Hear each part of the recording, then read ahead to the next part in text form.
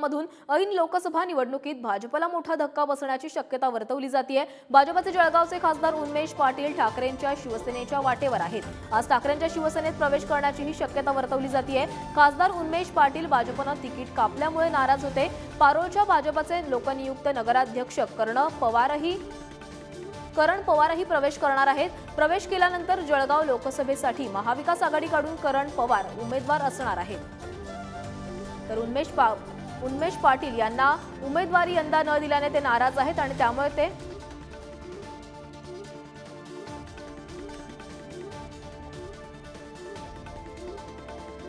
तर खासदार उन्मेष पाटील यांचे तिकीट कापल्यामुळे ते नाराज आहेत आणि त्यामुळे ते ठाकरेंच्या शिवसेनेच्या वाटेवर असल्याचंही कळतं। याबाबत अधिक बोलण्यासाठी आमचे प्रतिनिधी सचिन गोसावी आपल्यासोबत जोडले गेले। सचिन, भाजपला जळगावमध्ये मोठा धक्का बसण्याची शक्यता आहे। उन्मेष पाटील यांचं तिकीट कापलं आणि त्यामुळे ते नाराज आहेत आणि त्याच कारणामुळे ते ठाकरेंच्या शिवसेनेच्या वाटेवर असल्याचंही बोललं जात आहे।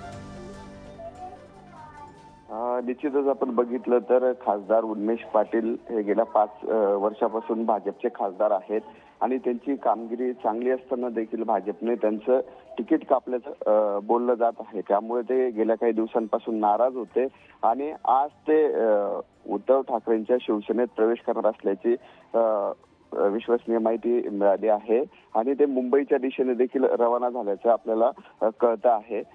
त्यांच्या सोबत पारोळ्याचे भाजपचे जे नगराध्यक्ष होते पारोळा नगरपालिकेचे करण पवार ते देखील आज उद्धव ठाकरेंच्या शिवसेनेत प्रवेश करणार असल्याची माहिती मिळाली आहे आणि आगामी काळामध्ये जळगाव लोकसभेसाठी भाजपचे जे नगराध्यक्ष आहेत आता विद्यमान ते महाविकास आघाडीकडून जळगाव लोकसभेसाठी उमेदवारी देखील करणार असल्याची माहिती समोर आली आहे। त्यामुळे एकंदरच या करण पवार आणि उन्मेष पाटील यांच्या भाजपला सोडचिठ्ठी देत जर त्यांनी ठाकरेंच्या शिवसेनेत प्रवेश केला तर हा भाजपला ऐन लोकसभा निवडणुकीत मोठा धक्का मानला जात आहे आणि याचा मोठा परिणाम हा आगामी लोकसभा निवडणुकीत होणार असल्याचं देखील राजकीय वर्तुळात ती चर्चा सुरू झालेली आहे। प्राची,